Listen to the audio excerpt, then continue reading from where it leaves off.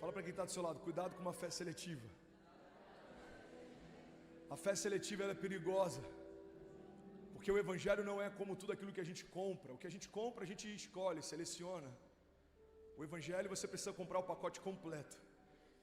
O evangelho é como casar com uma mulher que você ama. A sogra vem no pacote, não dá para ficar de fora. Para quem ama a sogra como eu, essa piada nem sempre faz tanto sentido, mas para alguns aqui, você sentiu um frio na espinha quando eu te lembrei disso. O cunhado vem no pacote, a sogra vem no pacote. Faz sentido, gente? Sim ou não? Brincadeiras à parte, o evangelho é exatamente assim. O evangelho ele é pleno, ele é completo. E quando eu seleciono o que faz sentido, eu corro o risco de crer em algo que não tem nada a ver com o evangelho. Tem a ver com o meu evangelho. O evangelho autoral, ele é muito perigoso. Paulo diz que se o anjo do céu descer e pregar a vocês um novo evangelho, que seja considerado anátema, maldição. Não há espaço para novos evangelhos. Mas muitas vezes a gente acaba sendo tendencioso a fazer exatamente isso. Principalmente numa geração como a nossa, hiperconectada, a gente tem a facilidade de ouvir quem a gente quer, selecionar o que a gente quer ouvir. E o problema de só ouvirmos alguém online e não termos uma igreja local é que, sem perceber, nós nos tornamos uma confraria de mensagens. Vocês estão com microfonia só para mim também? Só para o meu in-ear então, né? No meu, tá? Ô Dani, me ajuda, lindão, por favor. Dá um apitinho maravilhoso aqui pregando junto comigo. Vê se melhorou, gente. Melhorou? Glória a Deus. É muito perigoso quando a gente se coloca nesse lugar de montar uma confraria. O YouTube para muita gente tem sido uma confraria do evangelho. Eu seleciono o que eu ouço, quem eu ouço. E se essa mensagem está me incomodando, eu pulo. E se essa mensagem não faz tanto sentido, eu pulo. Uma das coisas mais didáticas e poderosas na vivência de uma igreja local é que a gente é exortado, coisas que nunca acontecem quando a gente só tem uma conexão online. Uma igreja local faz você ser pastoreado, lixado, ensinado, e muitas vezes isso acontece através do desconforto. Algumas das coisas mais poderosas que eu aprendi e que moldaram o meu caráter, elas foram estabelecidas através do desconforto de uma convivência numa igreja local. A igreja local ela gera uma edificação mútua. Os seus testemunhos me edificam, os meus testemunhos te edificam. Os seus defeitos me esticam, os meus defeitos te esticam.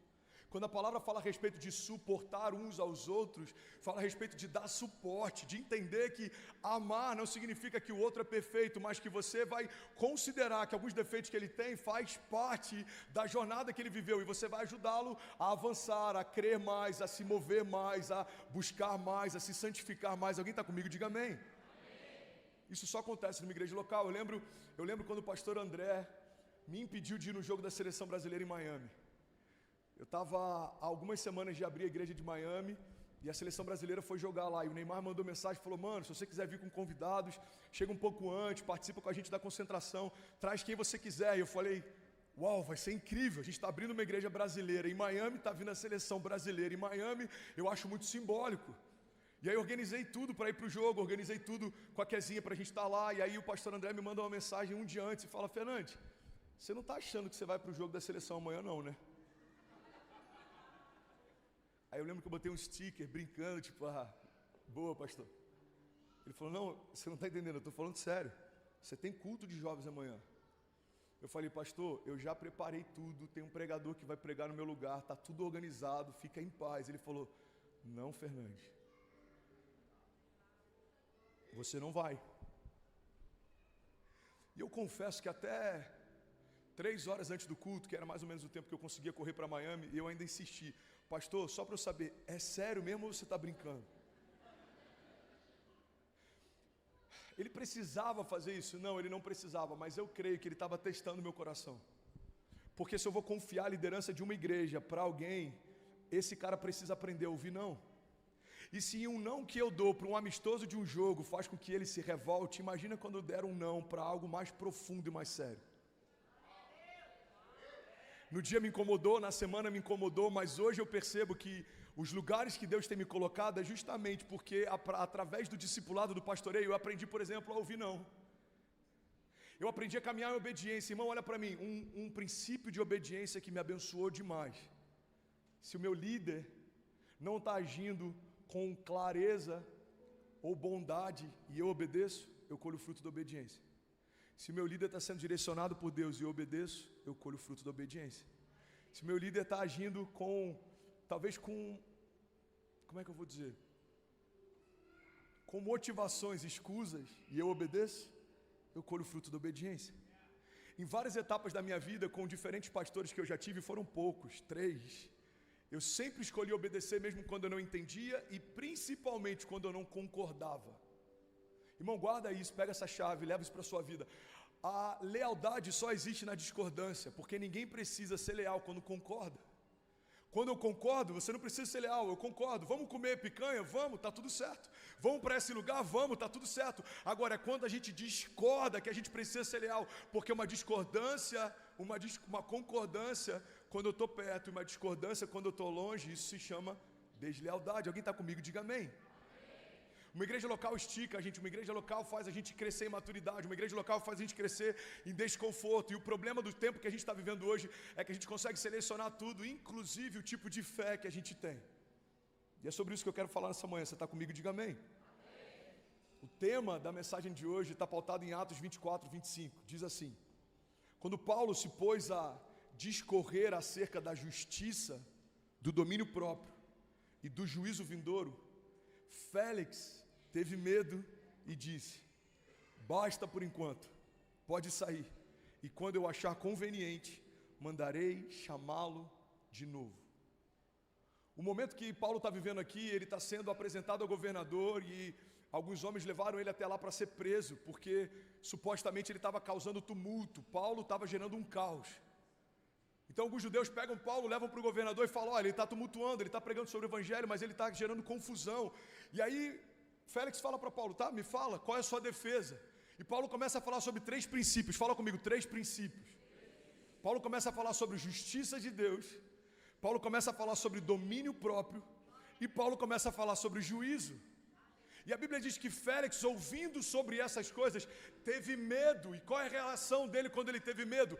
Basta por enquanto, se eu achar conveniente, te chamarei de novo. Irmão, olha para mim, o problema de termos uma fé seletiva é que toda fé seletiva se chama conveniência. Fala comigo, toda fé seletiva se chama conveniência.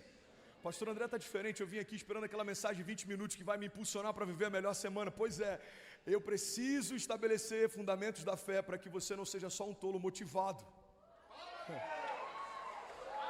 A pior coisa que pode acontecer é você gerar uma geração de tolos motivados. Eu estou animado, por quê? Eu não sei. Eu saio do culto e eu estou elétrico, 2023 vai ser incrível, por quê? Eu não sei. Vai ser tudo maravilhoso, porque eu não sei, eu já disse, eu não sei. Irmão, não é sobre correr, é saber por que corre. É saber para onde vai, quais são os princípios que me movem, quais são os princípios que me mantêm, que me sustentam. Você está comigo? Diga amém. Uma fé seletiva se chama conveniência. O que é uma fé seletiva, pastor? É crer em Jesus, mas não crer na igreja. Jesus morreu pela igreja. Não há sentido em nenhum movimento desigrejado, porque se Jesus morreu pela igreja, precisamos fazer parte dela. Você está comigo? Diga amém. O que é uma fé seletiva? É crer em milagres financeiros, mas não crer no poder da oferta. Eu creio que Deus pode me dar, mas eu não creio que Ele precisa que eu dê. O que é uma fé seletiva, André? É crer nas promessas, mas não crer nos princípios. O generoso prosperará, a promessa de prosperidade, mas o princípio é generosidade. O Senhor é o meu refúgio, a minha fortaleza. Qual que é a promessa? Deus vai me guardar, mas qual que é o princípio? Se eu descansar nele, se eu confiar nele, se eu buscar refúgio nele. Aquele que se mantém escondido no esconderijo do Altíssimo, encontra refúgio, descanso, proteção. O que é uma fé seletiva? É pegar a parte do que Deus diz que vai fazer, mas negligenciar a parte que Deus espera que a gente faça. A Bíblia diz que uma fé sem obras, ela é morta. Uma fé seletiva é quando eu espero que Deus me dê, mas eu não estou pronto a dar. É quando eu espero que Deus faça, mas eu não estou disposto a fazer. É quando eu espero que Deus me posicione, mas eu não quero me posicionar. Irmão, uma fé seletiva, ela não funciona. Por quê? Porque Deus, Ele é completo e o que Ele tem para nós é uma vida plena. Alguém está comigo, pelo amor de Deus, diga amém.